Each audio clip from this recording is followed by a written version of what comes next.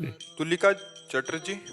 महाराज जी राधे राधे। महाराज जी, हम अपने मन बुद्धि वचन और अपने 5 इंद्रियों को पूर्णतः कैसे पवित्र करें, क्योंकि ऐसा लगता है कि ये सब के पवित्र होने पर ही भगवत प्रेम या भगवत हाँ, उत्पत्ति उत्पन्न होगी। किसका है? हाँ, बिल्कुल ठीक बात है। जो हमारी इंद्रियां और मन पवित्र होता है तभी भगवत प्रेम जागृत होता है। इसके लिए भगवान की लीला कथा सुनना, भगवान के भक्तों के चरित्र पढ़ना सुनना, नाम जप करना, नाम कीर्तन करना, थोड़ा भगवान की सेवा विराजमान करके करना, और जो हमारा संसार में कर्तव्य कर्म है उसको भगवान की पूजा मान के करना। चाहे जो भी कर्तव्य कर्म हो, उस कर्तव्य कर्म को भगवान की पूजा मान लेने से अब हम जो इंद्रियां और मन बर्ताव करेगा वो पवित्र होने लगेगा। जब हम भगवान से विमुख इंद्रियों से बर्ताव करते हैं तो कितना भी पवित्र कार्य हो वो मन इंद्रियों को अपवित्र करता है, और जब हम भगवान से जुड़कर कार्य करते हैं तो अपवित्र कार्य भी मन और इंद्रियों को पवित्र करने वाला बन जाता है। जैसे संसारिकता है, अपवित्र कार्य है, लेकिन उसे हम भगवान का आदेश मानकर कि सृष्टि में भगवान ने मुझे गृहस्थ धर्म दिया, गृहस्थ धर्म में ये आचरण है तो भगवान की प्रसन्नता की, तो वो आचरण जो जितेंद्रियता आदि पवित्रता प्रदान करते हैं वो काम भोग आदि आचरण उसकी इंद्रियों और मन को पवित्र करने वाले बन जाएंगे, क्योंकि वो धर्म विषयक भगवान को साथ चिंतन में लेकर के अपने कर्तव्य का पालन कर रहा है। कर्तव्य का पालन करने वाले का मन और इंद्रिय पवित्र हो जाता है, और जो कर्तव्य विहीन है फिर मनमानी आचरण करने से इंद्रिय और मन अपवित्र होते हैं। तो नाम कीर्तन, नाम जप, साधु संग, सत्संग, और भगवान के भक्तों के चरित्र पढ़ना, भगवान के चरित्र सुनना, भगवान के चरित्रों का मनन करना और अपने कर्तव्य का पालन करना, इससे बहुत जल्दी इंद्रियां पवित्र हो जाती हैं। आप ऐसा करके देखिएगा। रोहित शर्मा जी नोएडा से। राधे राधे। श्री हरिवंश महाराज जी। महाराज जी, जब भी मैं किसी भी धार्मिक स्थान पर जाता हूँ तब मुझे कभी भी रोना नहीं आता, मैं भाव विभोर नहीं हो पाता। महाराज जी ऐसा क्यों? हृदय शुष्क तो रोना नहीं आएगा, हृदय द्रवित तो रोना आ जाएगा। शुष्क हृदय, कठोर हृदय, मलिन हृदय पूर्व के कर्मानुसार हमारे हृदय का स्वरूप होता है। जैसे पूर्व में बहुत पाप हुए तो कठोर, निर्दयी, हिंसक स्वभाव, हृदय में एकदम क्रूरता। कुछ लोग ऐसे हृदय वाले जो दूसरों को तड़पते देखकर उनको मजा आता है, उनको अच्छा लगता है। कुछ ऐसे दूसरे को तड़पते देखकर स्वयं व्याकुल हो जाते हैं, मैं इनका दुख कैसे दूर करूं। तो वो कठोर हिंसक हृदय पाप कर्म के कारण, और वो निर्मल हृदय हो रहा है तो दूसरों का दुख बर्दाश्त नहीं कर पा रहा है। तो हमें चाहिए अपने हृदय को निर्मल करें। भगवान नाम जप में बहुत बड़ी सामर्थ्य है। नाम जप करें और परोपकार करें, दूसरों को सुख पहुंचावें तो हमारा हृदय द्रवित हो जाएगा और रोना आने लगेगा। हृदय द्रवित होगा तो छोटी छोटी बात में हृदय लगता कैसे इसको सुख पहुंचा दूं, कैसे इसका दुख दूर कर दूं, ऐसा। ठीक है, नाम जप करो, परोपकार करो। गंदा भोजन नहीं होना चाहिए, गंदा दर्शन, गंदा श्रवण, गंदा चिंतन, गंदी क्रिया। फिर अगर ये होता रहा तो फिर नहीं काम बनेगा, इनको रोकना होगा। मोबाइल से गंदी बातें मत देखो, गंदा चिंतन मत करो, गंदी क्रिया मत करो, गंदा आहार मत करो, तो आप देखोगे नाम जप के कारण आपका हृदय द्रवित होने लगेगा।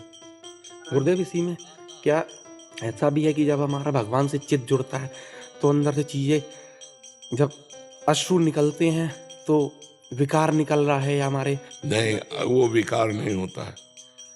जब भगवान के लिए आंसू निकलते हैं तो परम पवित्र होते हैं, निर्विकार होते हैं। जब भगवान की चर्चा चल रही हो, चिंतन संसारिक कोई दुख का चल रहा हो, फिर रो रहे तो विकार है। भगवान के लिए आंसू गिराना बहुत बड़ी बात होती है भैया। शुद्ध भगवान, जैसे भगवान का चिंतन, भगवान की कथा, भगवान का नाम कीर्तन हो रहा है और एकदम भगवान के ध्यान में तन्मय हो गए, आंसू चल रहे, ये बड़े पवित्र होते हैं। एक एक आंसू बड़ा कीमती होता है जो भगवान को हम अर्पित करते हैं।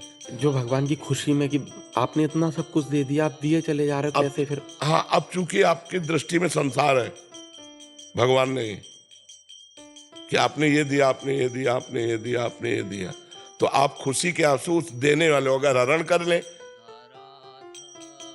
हरण कर ले तो फिर आंसू। अनुकूलता में जय निकलती है, प्रतिकूलता में जय बोले सो भक्त, तेरा किया मीठा लागे। प्रतिकूलता में बहुत कठिन बात है, पर भक्ति में इतनी सामर्थ्य है को प्रतिकूलता में भी जय बोलेगा। तो जो जब हमारे लक्ष्य में भगवान हो, भगवान का अगर हम कृपा मनाए तो ये वस्तुओं को लेके नहीं, कितने कृपालु आपने मुझे मनुष्य शरीर दिया, कितने कृपालु मुझे साधु संग दिया, कितने कृपालु मुझे भक्ति दी, कितने कृपालु नाम जप में प्रीति दी, ये हम बात सोचे नहीं। स्तुत दाराधन लक्ष्मी पापियों के घर होए, संत समागम हरि कथा तुलसी दुर्लभ दो। हम इस बात पे कि हमें कितनी सुंदर संपत्ति दी भोगेश्वर, इस पर न जाए, हम इस पर जाए कि हमारे ऊपर कितनी कृपा है। मुझे अधम को इस संसार के बीच में रखकर अपना भक्त बनाया, अपने चिंतन में लगाया, अपना सुमिरन दिया। कितने कृपालु हो गुरु, कितने कृपालु हो प्रभु, ऐसे मनाना चाहिए। भागवत शरण जी महाराज अमेरिका से। जी। राधे राधे महाराज जी। महाराज जी, अभक्तों को सहज रूप से कैसे भक्ति मार्ग से जोड़ा जा सकता है? अभक्त कोई है भक्त की दृष्टि में? पहली बात तो हमें अपना सुधार करना होगा। हम अगर अपने प्रभु के सिवा भी कुछ देखते हैं तो अभी हमें अपने सुधार की जरूरत है। हमारे सामने प्रश्नकर्ता मेरे प्रभु आए हैं और मेरे द्वारा वो परस्पर वार्ता करवा करके मुझे कृतकृत्य करने आए हैं, ना कि वो अज्ञानी। ऐसे ही भगवान मुझे सेवा दे रहे हैं कि मेरी भक्ति का इन मेरे रूपों में प्रसार करो, प्रसार। तो उन्हीं भगवान के चरणों का आश्रय लेकर पहले उनको भगवत स्वरूप देखकर फिर हम अपनी बात करें। अगर हम सीधे अभक्त तो हमारा सवाल ही हल नहीं होगा, क्योंकि गलत हो गया। एक हासिल न जोड़े तो सवाल हल नहीं होता है। कोई अभक्त नहीं है, सब जग देखे चाहे, काय कहो हरि भक्ति बिन, प्रीति कहो नहीं आई श्री हरिवंश कृपा बिना। सर्वत्र मेरे हरि विराजमान है, हरि के सिवा किंचित मत्ता परतरम नान्यत किंचिदस्ति धनंजय। तो ये बात मेरे लिए थी ना, चूक मेरे से हो रही कि मैं हरि न देख करके स्वांग देख रहा हूं। रजोगुणी स्वांग, तमोगुणी स्वांग, सतोगुणी स्वांग, लेकिन इस स्वांग कर्ता को नहीं देख पा रहा हूं। तो स्वांग से सवाल हल होने वाला नहीं। वो स्वांग ऐसे ऐसे करेगा कि आप परेशान हो जाओगे। स्वांग कर्ता को देखो। साधु क्रिया नहीं देखता, कारण तत्व देखता है। पहले तो हमको अपना सुधार करना है कि हमें सर्वत्र भगवत बुद्धि करनी है। अब भगवत बुद्धि से अब हमको जो स्वांग दिया गया, हमको गुरु का स्वांग दिया गया, आप शिष्य बन करके, तो फिर हम उसका आरत अधिकारी जब पावे, गूढ़ तत्व न साधु दुरावे। अगर आप आर्त और अधिकारी बन करके आते हो तो हम आपको आपके यश से परिपूर्ण कर देंगे। अगर आप विमुख का रोल करके आते हो तो हम आंख मूंद लेंगे, हम आंख मूंद लेंगे कि हे प्रभु, आपका ये रूप हमारे बस का नहीं है, आप अपने स्वरूप में ही रहिए। अगर आप आर्त और अधिकारी बनकर दैन्य हो, क्योंकि जब तक दैन्य होकर संत के पास नहीं जाया जाएगा और हम अपनी तरफ से उपदेश करेंगे तो उसका प्रभाव उस पर नहीं पड़ेगा।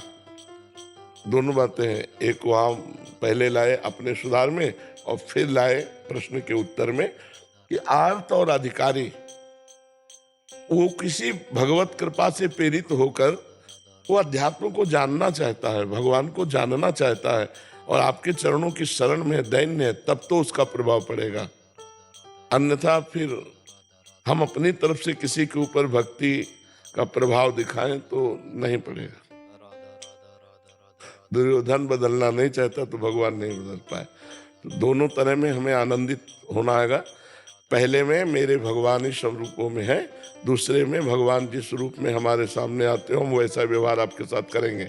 यदि आप अभद्र रूप रख करके आते हो तो हम मौन और शांत हो जाएंगे। अगर आप भद्र रूप रख करके आते हो तो हम मुखर और आपको शांति प्रदान करने वाले वचन बोलेंगे। हमारा अभक्त को भक्त बनाना नहीं है, अभक्त से भक्त बनना है। संपूर्ण चराचर जगत हमारा स्वामी रूप है और मैं सेवक रूप हूं। ये क्रूरा अपि पापिनो न च सताम संभास्ते दृश्यास्ते सर्वान वस्तुतया निरीक्ष परम स्वाराध्य बुद्धिर्मम। पहले यहाँ हम दृढ़ हो जाएंगे, फिर हम आपकी सेवा करेंगे। तो इसमें कोई संशय